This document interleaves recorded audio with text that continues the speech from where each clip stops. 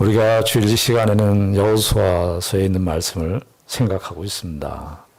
여호수아, 이스라엘의 탁월한 지도자죠. 모세의 다음으로 이스라엘 백성들을 인도하였던 여호수아 이야기입니다. 그런데 우리가 여호수아 1장서부터 12장까지 이스라엘 백성들과 여호수아가 전쟁하는 이야기들을 우리가 함께 생각했습니다. 얼마나 극적이고 얼마나 엑사이팅한 그런 전쟁의 이야기를 우리가 같이 함께 생각했는데 1장서부터 12장까지 전쟁에 관한 요단강을 건너고 또 전쟁을 하는 그런 모든 내용 속에서 큰 내용은 이것입니다. 하나로 얘기하면 그 전쟁을 승리케 하신 분은 하나님이셨다 이 얘기입니다. 하나님께서 승리하게 하셨고 1장에서도 모세 여호수아에게 하나님께서 강하고 담대하라. 내가 너와 함께 하겠다. 그러니까 신앙이 우리의 크게 보면은 딱 하나야. 하나님을 신뢰하느냐. 이스라엘 백성들은 그 전쟁, 또 요단강 건너는 거, 아이성 전투하고 여리고성 전투하고 또 가나안 중남부에 있는 전쟁들을 하면서 이스라엘 백성들 다 전체가 여호수아와 이스라엘 백성들 전체가 딱 하나를 배운다 그러면은 무엇을 배우느냐? 이 성이 얼마나 크냐? 이 성이 얼마나 아름답냐?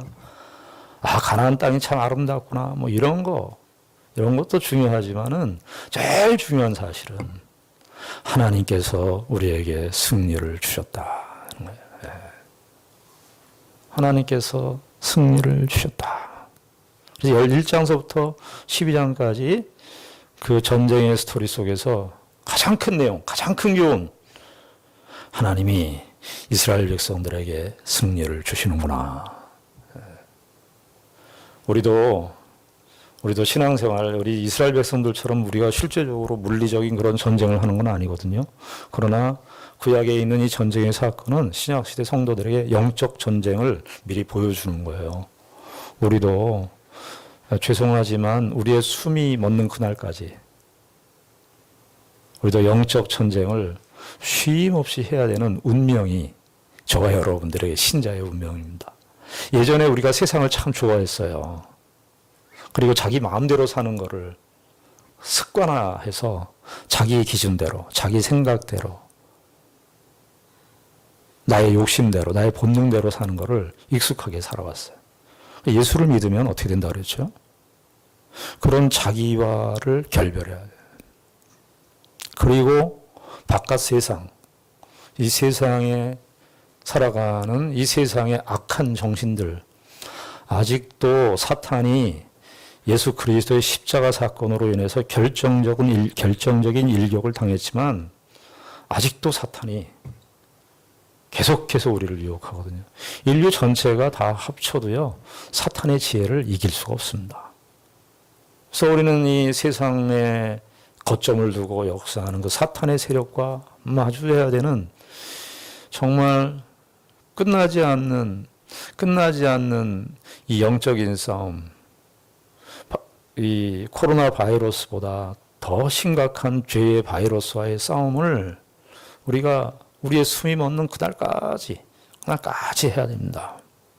우리가 이런 인생살이를 통해서 하나님께서 우리에게 확인시키려는 것은 하나님이 우리의 인생 속에서 누구냐. 우리 매번 여러 가지 시험을 만나요. 이런저런 시험, 각 가정들마다, 성도들마다 다 처한 형편들이 다 다르니까요. 다 다른 형편 속에서 다 살지만 이 세상 속에서 다 살고 있어요. 죄의 유혹과 세상의 그 거침없는 그 공포와 위협, 살기등등한 그 두려움 속에서 우리가 살아가고 있는 것이 현실입니다.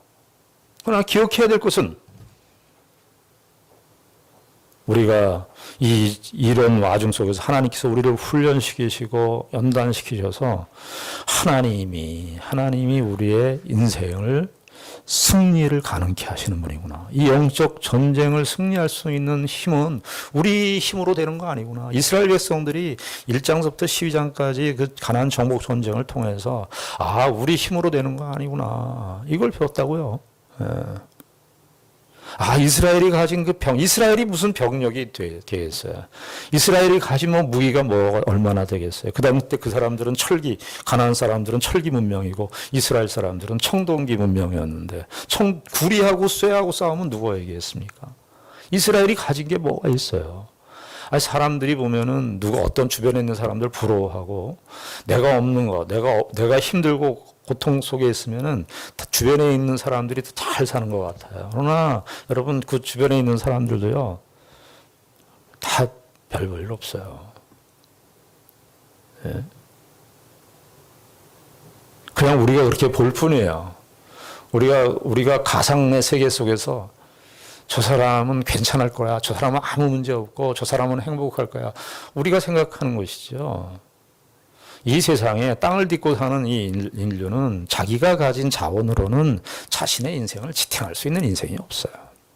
그래서 우리는 불안만 하고 근심하고 염려만 하는 인생을 살아갈 뿐입니다.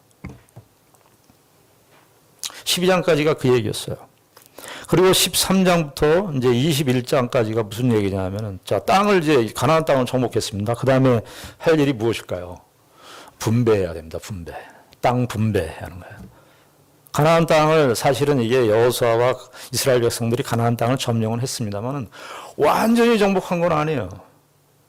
만약에 우리가 용인을 점령했다 그러면, 지금 여호수아와 이스라엘 백성들이 용인 땅을 점령했다 그러면 용인시청을 점령했을지 몰라도 용인시에 속한 뭐 기흥구, 수지구, 처인구 이런 데는 아직도 점령이 안 된 거예요. 지금 그런 식으로 이해하시면 돼요.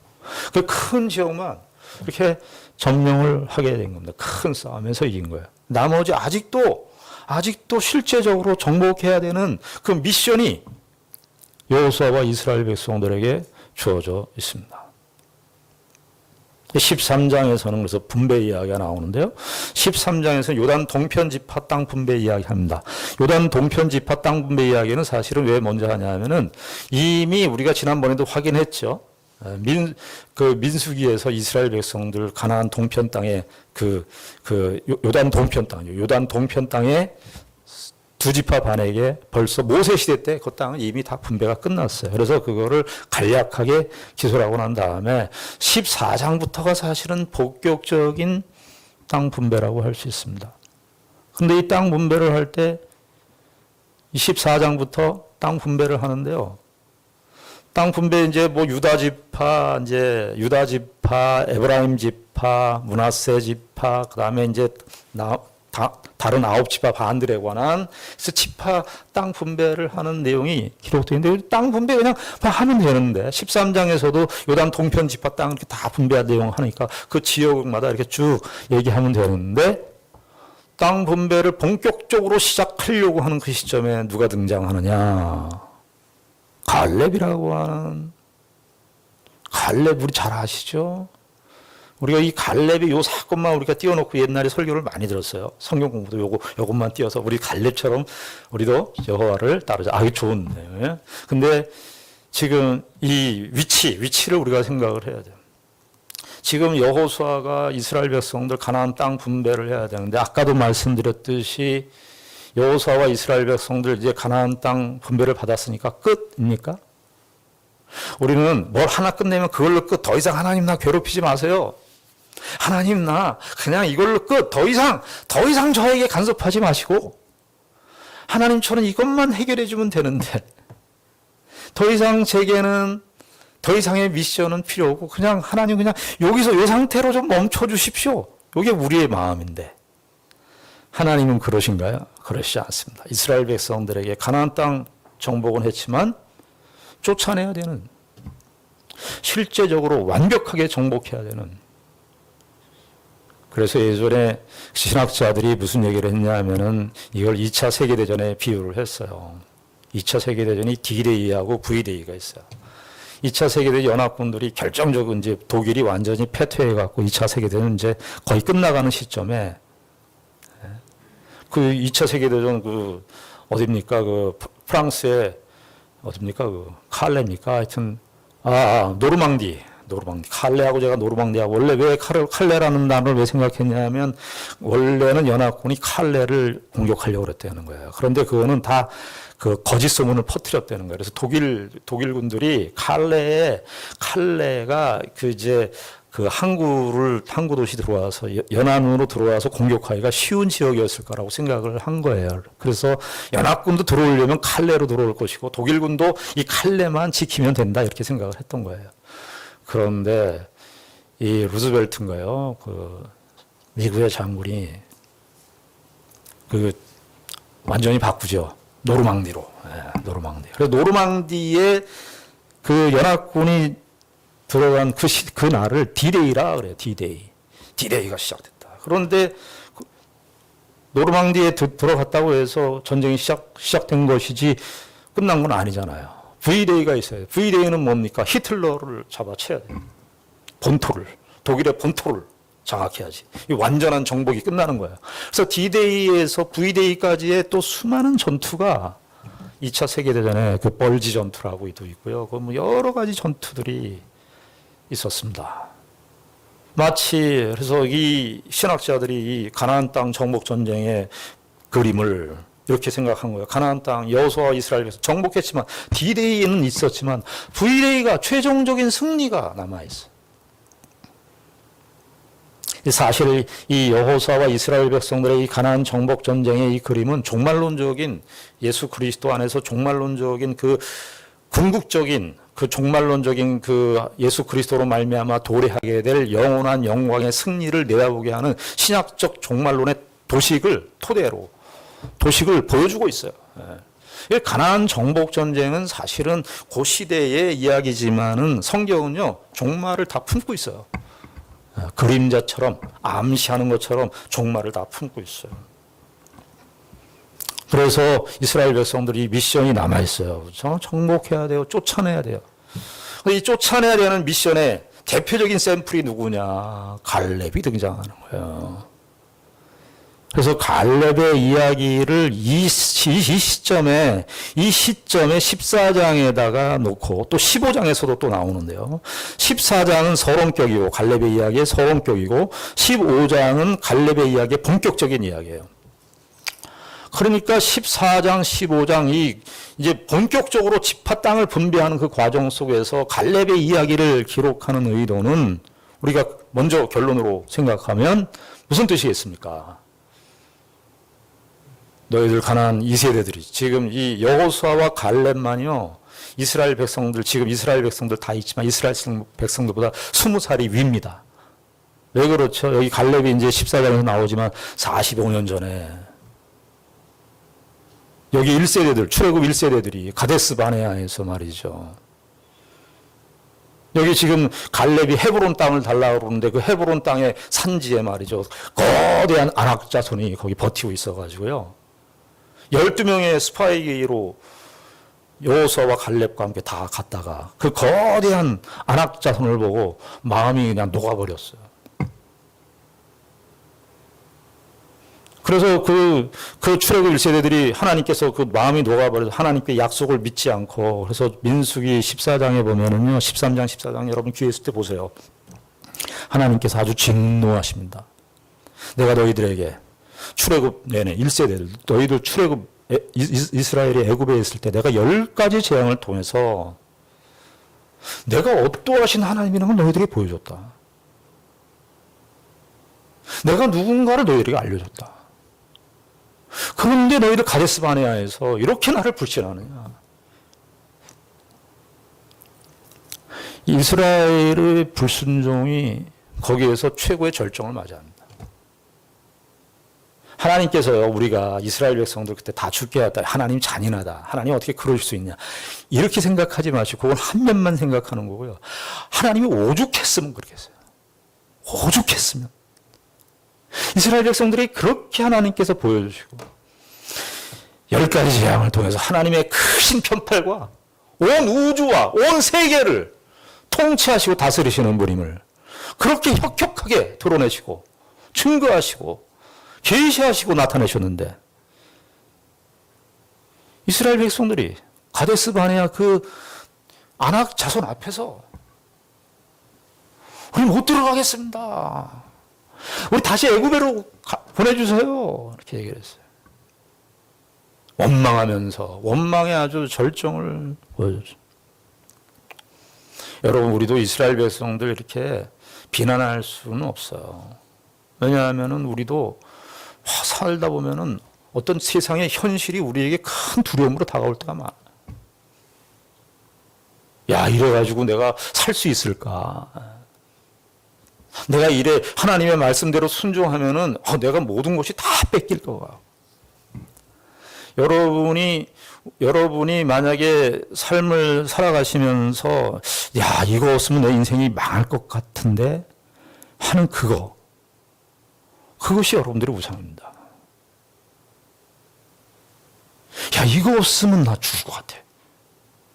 그게 우리의 우상입니다. 그리고 여러분들이 일주일 생활하시면서, 우리가 생활하면서 여러분들이 가장 많이 생각하는 주제, 여러분들, 사람들하고 대화도 많이 하지만 사람이 살면서 누구랑 가장 많이 대화하는 줄 아십니까? 자기하고 대화 제일 많이 해요, 자기하고. 요즘에 저도 이렇게 혼자 중얼중얼 거릴 때가 있어요, 혼자. 예. 이게 해가 갈수록 그런 현상들이 많아지는데.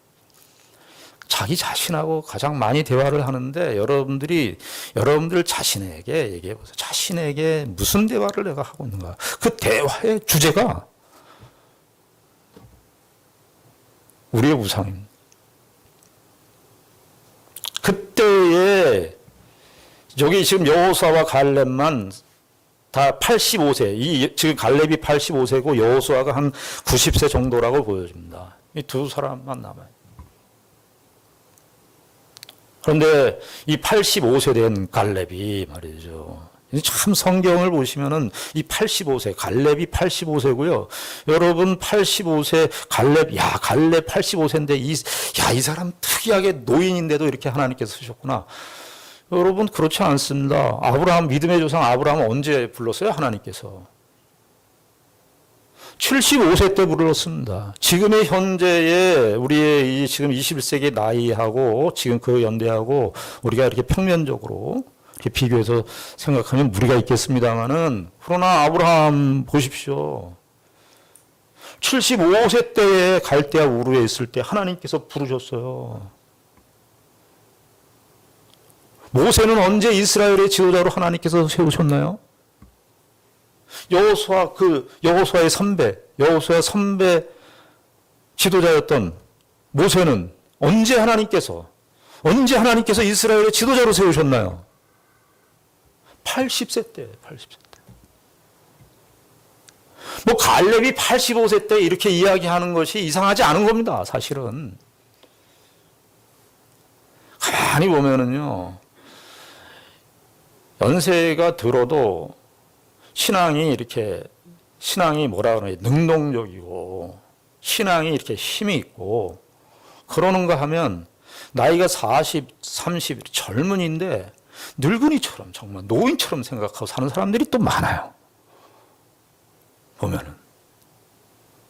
이 갈렙은, 그래서 어떤 목사님이 그래서 갈렙을 향해서 영원한 청춘이다. 영원한 청춘.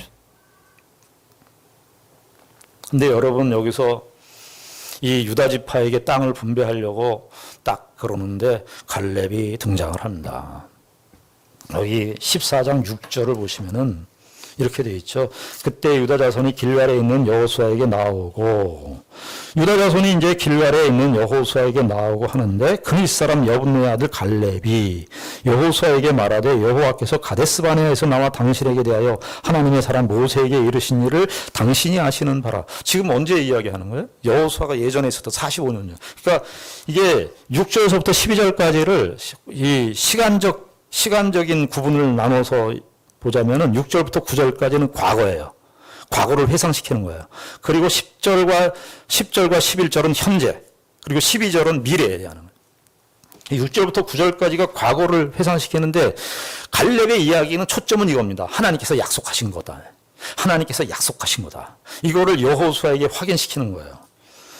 그래서 여기 7절에 보면 내 나이 40세, 이게 내 나이 40세는 45년 전 이야기예요.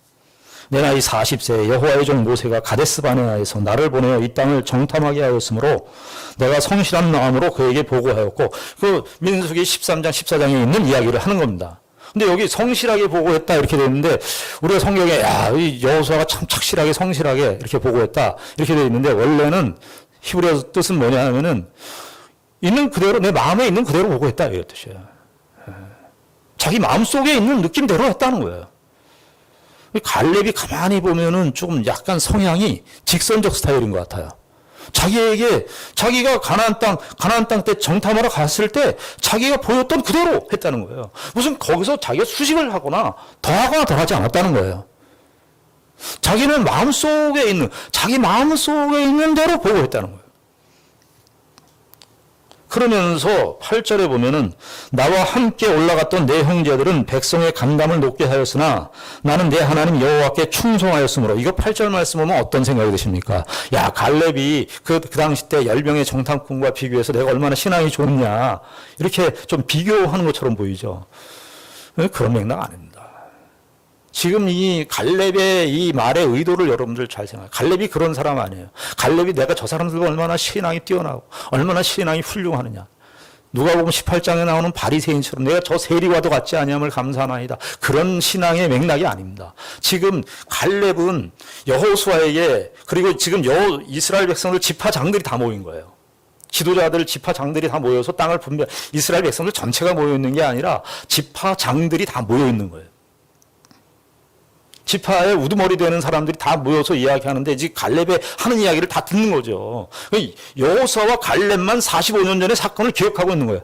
그래서 갈렙이 여호수아에게 지금 이야기를 하면서 모든 지파장들에게 무슨 이야기를 확인시키려고 그러냐 하면은 하나님께서 45년 전에 약속하셨던 그 내용을 자꾸 상기시키는 거예요.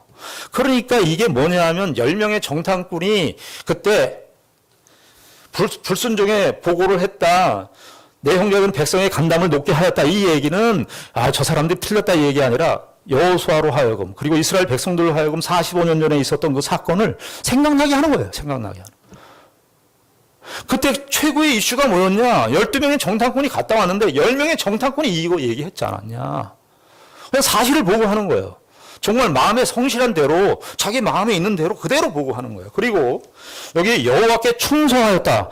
그러니까 이게 갈렙이 자기가 여호와께 충성하였다 이렇게 볼 수 있는데, 여러분 민수기 14장 25절에 가면은요, 이 충성하였다, 이 한글 성경이 여기서 충성하였다 그랬는데 민수기 14장 25절에 보면은 거기에 하나님께서 온전히 쫓았다 그래요, 갈렙을. 그러니까 민수기 14장 45년 전에 갈렙이 그것을 보고 정탐하고 온 그런 12명의 정탐꾼 스토리를 듣고 하나님께서 갈렙을 평가하는 대목이 14장 25절에 나오는데, 그때 하나님의 발언이었어요.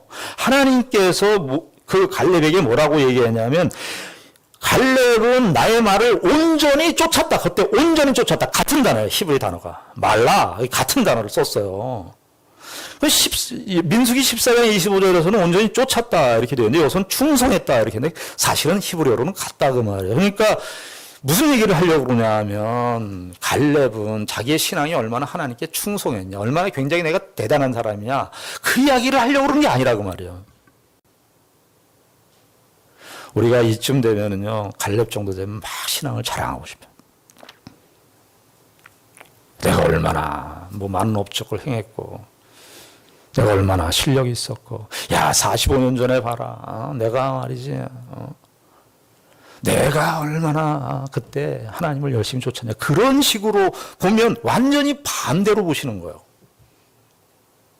지금 갈렙은 내가 여호와께 충성하였다라는 말을 썼는데, 이거는 민수기 14장 25절에 있는 그 하나님의 발언을 그대로 옮긴 거예요. 그러니까 이 갈렙의 입속에 그 하나님께서 하셨던 그 말을 그대로 얘기하고 있는 거예요. 하나님께서 하신 이야기예요. 그러니까 이 여호수아에게 그 얘기를 하는 거예요. 하나님께서 그때 하신 일이었다. 그래서 9절에 보면은 그날에 모세가 맹세하여 이르되 내가 네 하나님 여호와께 충성하였은즉 내 발로 밟는 땅은 영원히 너와 내 자손의 기업이 되리라 하였나이다. 6절부터 9절까지가 갈렙이 자기가 추가로 자기가 덧붙이거나 뭐 빼거나 가감하거나 그러지 않았습니다. 45년 전에 있었던 이야기를, 팩트를 그대로 이야기를 했어요. 갈렙이 자기가 얼마나 대단한 믿음의 사람인가 그 이야기를 하려고 그런 게 아니었습니다. 갈렙이 이야기하고 싶은 건 하나님께서 약속하셨다. 하나님께서 인도하셨다. 하나님의 그 약속이 45년 전에 그 약속이 지금 실현되고 있다. 하나님은 살아계신다. 그 이야기를 하고 싶은 거예요, 지금. 여호수아 너도 알고 있지? 이스라엘 백성들 너희들 기억해. 지금 우리가 서 있는 이 시점이 어떤 땅인 줄 아느냐? 우리가 믿음이 있고 우리가 훌륭해서 여기에 와 있는 것이 아니라 하나님의 약속과 하나님의 주권적인 신실하심과 역사로 여기 와 있어. 하나님께서 약속하신 대로 와 있어. 난 거기 와 있을 뿐이야. 그 이야기를 하고 싶은 거예요. 그리고 10절부터 11절, 10절과 11절은 자신의 현재를 이야기하는 건데 10절도 참 아름다운 고백입니다. 이 갈렙의 이 85세 된 노인의 참 이 아름다운 고백이에요. 10절, 11절에 보면은 이렇게 되어 있습니다. 이제 보소서. 이게 뭐냐면 이제 보소서. 지금 현재를 이야기하는 건데 이렇게 봅니다. 이렇게 얘기합니다. 이제 보소서 여호와께서 이 말씀을 모세에게 이르신 때로부터 이스라엘이 광야에서 방황한 이 45년 동안을 여호와께서 말씀하신 대로 나를 생존하게 하셨나이다. 야, 이거 감동 아닙니까? 자신의 현재, 자신, 이제 6절부터 9절까지는 하나님께서 이스라엘 공동체, 이스라엘 전체에게 약속하신 그 약속을 이야기하고 있다면 이제 이 현재적 관점, 자신의 현재적 관점, 자신을 이야기하는데 자신의 현재적 관점을 어떻게 이야기해요? 그것도 하나님의 약속의 관점에서 이해한다 그 말이죠. 이제 보소서 여호와께서 이 말씀을 모세에게 이르신 때로부터 계속 이 말씀을 모세에게 여호와께서 이 말씀을 모세에게 이르신 때로부터 이스라엘이 광야에서 방황한 이 45년 동안을 여호와께서 말씀하신 대로 나를 생존하게 하셨나이다. 여호와께서 모세에게 말씀하신 대로 나를 생존하게 하셨나이다. 보소서 이거예요. 지금 갈렙은 무슨 이야기를 하는 거냐? 내가 얼마나 대단하고 훌륭한 신앙인의 삶을 살았느냐를 얘기하는 게 아니라 하나님의 약속의 실증이 나다. 하나님이 살아계심의 실증으로 내가 여기 있다. 봐라 나를 봐라 나를. 이게 갈렙이 하는 고백이었습니다. 자신의 현재 인생이, 현재의 삶이 하나님께서 나를 생존하게 하셨다. 내가 지금 호흡하고 내가 살아가는 모든 날들, 내가 보아왔던 거, 내가 경험했던 거, 내가 축적했던 거, 내가 누리는 모든 소유들 다 하나님께서 나를 생존하게 하셨다. 나는 하나님의 약속의 샘플일 뿐이다. 하나님의 살아계심과 하나님께서 이 세상을 통치하시고 그의 약속된 그의 백성을 하나님의 언약의 초청으로 부르시고 택하시고 인도하시고 하나님께서 그 크신 은혜와 능력으로 지금까지 인도하신 그 샘플이 이스라엘과 나다. 이제 봐라.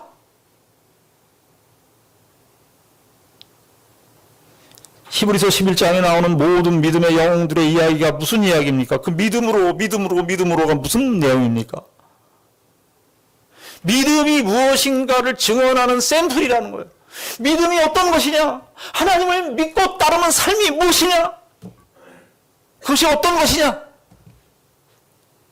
그것을 보여주는 샘플로 히브리서 11장의 이야기가 장식되고 있는 거예요. 이게 갈렙이 고백하는 내용이었습니다. 여러분, 정말 우리의 인생도 우리의 삶도 정말 이 고백을 할 수 있도록 우리가 우리의 인생의 마지막 날에도 하나님이 이 고백을 할 수 있고 이 고백을 하고 죽을 수 있도록 인도하여 주시옵소서. 우리가 이런 고백을 해야 돼요. 이런 기도를 해야 되고 이런 마음의 준비를 해야 되고 하나님께서 나를 여기까지 생존케 하셨습니다. 하나님이 하셨습니다. 그러면서 11절에 이렇게 얘기하죠. 모세가 나를 보내던 날과 같이 오늘도 내가 여전히 강건하니. 여러분, 갈렙이 정말 몸이 강건할 수 있어요. 몸이 튼튼할 수 있어요. 근데 여기서 이 강건하니 내가 싸움이나 출입에도 능합니다. 무슨 이야기를 하는 걸까요? 결국은 하나님의 약속의 생동력을 얘기하는 거죠. 하나님의 약속의 능력을 말하고 싶은 거예요. 하나님의 약속의 능력을 이야기하고 싶은 거예요.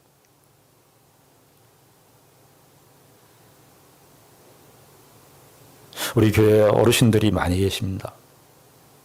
이 부분에 이 말씀을 좀 더 깊이 묵상하시기를 바랍니다. 여러분, 신앙의 세계는요, 육신적인 흐름과 반대입니다. 우리의 육신은 노화로 갈 수밖에 없어요. 어떻게 노화를 피할 수 있겠습니까? 노화를 피할 수 없죠. 그러나 영적인 세계는, 하나님의 신앙의 세계는 시간이 갈수록 더 깊어지고 더 강해지는 것입니다. 제가 어떤 권사님하고 통화를 한 적이 있는데 그 권사님하고 통화를 하는데 그 권사님이 내 작년에 아주 제 귓전을 때렸던 말이에요. 그 말이 뭐냐 하면 목사님 늙어볼 만합니다. 목사님 늙어볼 만합니다. 그래서 왜 그러냐 그랬더니 늙어보니까 지금 와서 보니까 이제 보이는 게 있습니다. 신앙적으로 내가 자녀들 어떻게 키울까 자녀들한테 집착하고 막 살았는데 내가 이걸 뭘 못해주면 내가 이걸 못해주면 애들이 망할 것 같고 그거 불안해하면서 우리가 집착하면서 내가 살았는데 늙어보니까 나 그거 안 하게 됩니다. 내가 그거 놓게 됩니다. 늙어볼만 하더라고요. 신앙의 세계는, 영적인 세계는 말이죠. 바로 이것이에요, 이것. 예수 믿는 신자들이 안타까운 것은 늙어가는 것을 안타까워하고 한탄해하고 노화되는 것을 부끄러워하고 노인 되면 병들고 아픈 거 당연합니다. 그거 속상해하고 절망해하고 우리 인간이니까 그럴 수 있어요. 그러나 그것만이 다라고 얘기하시면 안 됩니다. 신앙 아닙니다. 신앙 아닙니다. 후세대들에게 늙어올 만해. 갈렙을 보십시오. 지금 다 자기보다 20년 아래 이 출애굽 2세대들, 이제 가나안 땅 정복 앞으로 해야 되는 그 2세대들에게 내가 누구냐? 하나님께서 이 여호수아서 이 갈렙의 이야기를 유다 집합 분배할 때 집합 분배하면서 갈렙의 이야기를 놓은 이유는 결국은 이 세대들에게 가장 응변적인 샘플, 가나안 정복 전쟁을 향해서 너희들이 이제 가나안 정복 전쟁을 해야 되는데 여기 이 노인, 여기 이 갈렙 85세 된 노인, 이 노인이 나중엔 뭐라 그래? 우리가 12절에 보면 그날에 여호와께서 말씀하신 이 산지를 지금 내게 해주소서. 이 헤브론 산지, 아낙 자손이 있었던 그 헤브론 산지를 내게 해주십시오. 저는 그냥 이 말씀을 보면서 갈렙이 진짜 산전수전 공주전 다 겪고 여호수아와 함께 정말 고통스러운 시절을 다 보냈는데 이쯤 되면은 좀 좋은 땅을 좀 달라고. 나 이제 대접 좀 받고 싶고, 나 너희들 좀 다 좀 너희들은 좀 땅 분배 저기 후진 땅 좀 갖고 나에게 좀 좋은 땅 옥토와 같은 땅 적과 꿀이 흐르는 그 땅을 좀 나한테 줘. 이렇게 해도 될 만합니다. 근데 어떻게 합니까? 저 산지를 내게 주소. 그래서 15장에 가보시면은 그 전쟁의 구체적인 이야기가 나오는데요. 15장 14절을 보십시오. 갈렙이 거기서 이제 여기 14장에서는 그렇게 이제 여호수아와 지파장들이 있는 데서 이야기를 하고 이제 실제적으로 갈렙이 가서 치는 내용이 나오는데 15장 14절에 보면 갈렙이 거기서 아낙의 소생 그 세 아들 곧 세세와 아히만과 달메를 쫓아냈고 이게 민수기 13장 22절에 보면 이 세 거인들을 보고 다 놀랐어요. 85세 된 노인이 갈렙이 올라가가지고 뭐 한 사람도 아니고 세 사람 그 세 아들 세세와 아히만과 달메를 쫓아내.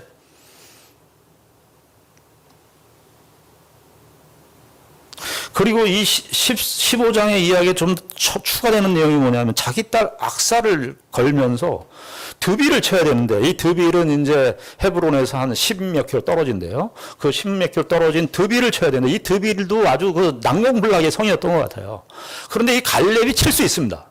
그런데 지금 이 15장의 이야기가 왜 등장하냐 하면은 이 드빌을 치게 하는데 갈렙이 칠 수 있지만은 자기의 딸을 걸고 이게 이제 고대 전통의 방식이 자기 이제 소중한 걸 걸고서 이제 사위를 얻는 방식인데 사위를 얻는 거예요. 그러니까 아마 이 갈렙이 딸이 하나였는지 정확하게 알 수 없지만은 그 악사라는 이름이 그 금발지 뭐 이래가지고 학자들에 의하면은 굉장히 아름다운 미모를 가지고 있었다 그래요. 그렇게 얘기를 하는 사람도 있어요. 그런데 성경에서는 자세히 안 나와 있으니까 우리가 알 수 없지만 하여튼 악사를 이렇게 겁니다. 온니엘이 등장하지요. 온니엘이. 그래서 온니엘이 이 드비를 쳐서 이 악사를 차지하게 됩니다. 갈렙은 왜 그랬을까요? 갈렙을 자기가 칠 수 있었는데. 아까도 말씀드렸듯이 이스라엘 백성들 제 2세대 갈렙의 딸 악사, 갈렙의 사위 온니엘 같은 제 2세대들이 해야 될 일들이니까 갈렙이 미리 레슨을 시키는 겁니다. 나 해왔으니까 너희들 한번 해봐. 그런데 갈렙의 입장에서 나와 같은 동일한 믿음, 하나님 여호와께서 약속하셔서 여호와께서 인도하시는 대로 하나님께서 그 땅을 주시고 그 땅은 하나님의 땅이니까 하나님께서 주셨다는 사실을 믿음으로 그것을 받아들이고 그래서 그것을 하나님의 약속을 믿는 믿음으로 실제적으로 땅을 점령하는 그 사건, 그 일을 너희들이 해야 될 거니까. 동일한 믿음의 정신과 원리를 가지고 그 자세를 가지고 가나안 땅을 쫓아내야 되니까 이제 이 세대들에게 그 일을 맡기는 것입니다. 그 아버지의 그 딸인지 악사는 보십시오. 악사는 15장 19절에 보면은 이르되 내게 복을 주소서 15장 19절에 악사가 이르되 내게 복을 주소서 아버지께서 나를 네겝 땅으로 보내시오니 이 네겝 땅은요 이스라엘에서 가장 후진 땅입니다. 거기도 이스라엘 남부 그 네겝 사막. 악사는 말이죠. 이게 내게 복을 주소서 이게 테나리 헤브리 말로 테나리 나에게 복을 주소서 이거예요. 근데 이거를 자기 아버지도 얘기했어요. 14장 19절에 보면은 12절에 보면은 그날에 여호와께서 말씀하신 이 산지를 지금 내게 주소서 이게 테나리 똑같이 했어요. 갈렙도 이 산지 헤브론 아주 악조건 거인들이 집중되어 있는 땅 그 땅 내게 주소서 했어요. 그런데 악사도 가장 후진 땅인데 네겝 땅 그걸 내게 주소서. 이 사람들은 도대체 무슨 사람인가? 어떤 사람인가? 결국은 무슨 생각이냐면 보이는 대로 판단하지 않는구나. 하나님이 나와 함께 하시는 그곳이 하나님의 축복의 땅이라는 거예요. 그 땅이 얼마나 좋고 훌륭하느냐, 그 땅의 조건들이 무슨 목초지가 있고, 물이 잘잘잘잘 흐르고, 양을 키우기 좋고, 목축하기 좋은, 그런 보이는 대로 판단하는 것이 아니라, 자기와 함께 하시는 그 하나님과 동행하시는 그 하나님께서 약속하신 그 약속을 믿는 믿음으로 네겝 땅과 헤브론 땅을 달라고 요구하는 것입니다. 여러분들 생각해 보십시오. 이스라엘 사람들 여기 많은 지파장들이 모였을 텐데 저렇게 갈렙의 딸이 그 이스라엘 분배받은 땅 중에 가장 힘들고 어려운 땅을 갈렙이 요구했을 때, 그것을 차지하려고 싸우고 했을 때 이스라엘 백성들 모든 지파에게 얼마나 큰 도전이 됐겠습니까? 저와 여러분들이 믿음으로 사는 것, 내 개인의 인생의 삶에 있어서도 소중한 내용이고 축복이지만 저와 여러분들이 하나님의 뜻을 따라서, 하나님의 약속을 따라서 믿음으로 사는 삶은 저와 여러분들과 만나는 모든 주변에 있는 사람들에게 믿음이 무엇인지, 하나님의 약속을 따라 사는 인생의 축복이 무엇인지 증거하는 유일한 통로입니다. 세상에 잘난 거, 세상에 똑똑한 거, 세상적인 가치, 세상적인 영광, 세상적인 부요, 그거 얼마든지 할 수 있으나, 그러나 그것은 그냥 외적인 사람들에게 외적인 어떤 그 반응만 불러일으킬 뿐, 그 사람의 심령에, 그 사람의 삶 전체에, 그 사람의 인격 전체에 중심을 흔드는 그 영향력은 줄 수 없습니다. 저와 여러분들이 이 갈렙의 이 신앙과 이 고백을 통해서 우리가 이 땅을 살아갈 때 하나님의 백성들이 가져야 되는 믿음의 실질적인 자세와 원리가 무엇인지를 다시 한번 확인하시고 저와 여러분들의 삶을 믿음으로 경주하시는 귀한 은혜가 있기를 바랍니다. 기도하겠습니다. 하나님 아버지 은혜를 감사합니다. 하나님께서 우리의 인생을 인도하십니다. 하나님이 전체이십니다. 아버지 하나님, 우리가 이 하나님을 믿고 사는 하나님의 백성들입니다. 정말 난공불락같이 무서운 헤브론과 같이, 안악자손과 같이, 가나안 땅과 같이 그렇게 무서운 현실들이 우리에게 도사리고 있는 것이 현실이지만 그보다 더 크고 더 능력 많으시고 기이하신 인도하심과 섭리로 가장 지혜로우신 하나님께서 인도하시는 그 인도하심을 따라 그 하나님의 약속을 믿고 믿음으로 우리의 인생의 길을 걸어가는 주의 축전난폭의 모든 사랑하는 성도들 되게 하여 주시옵소서. 예수님의 이름으로 기도드리옵나이다. 아멘.